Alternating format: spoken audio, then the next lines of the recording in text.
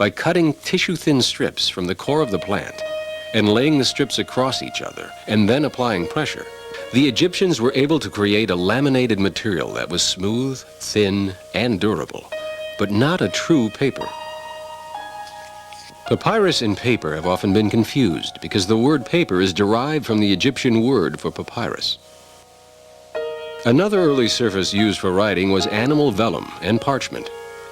Its use began in the Middle East, and by 200 BC, it began to rival papyrus as the dominant writing material of the age. Made from the skins of lambs or calves, it was a very strong writing surface that could be made remarkably thin.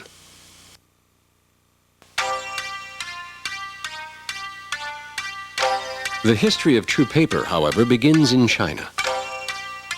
They did not have access to papyrus, and they found animal parchments and vellums were not good surfaces for their pen and ink calligraphy style of writing.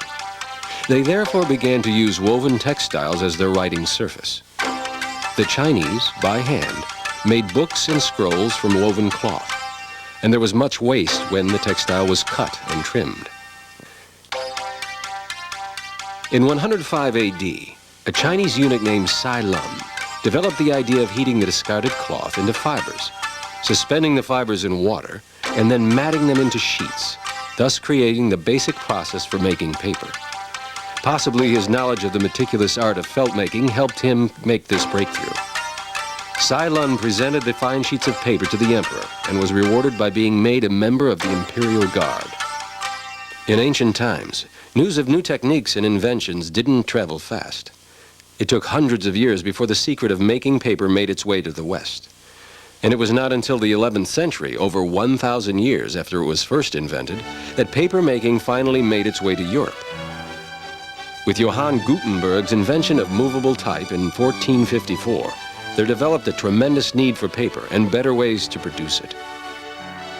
This development, however, took almost another 350 years, for it was not until 1798 that Nicolas Louis Robert, under the tutelage of François Dedeaux, developed the first machine capable of making paper.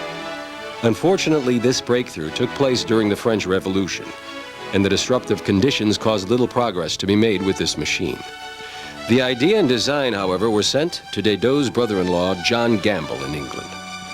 He was able to obtain the enthusiastic backing of the Fourdrinier brothers, Henry and Seeley. They hired an ingenious mechanic, Brian Donkin, who was able to improve on Robert's design. And in 1803, they constructed a large working machine which has become the standard design upon which all paper-making machines are made.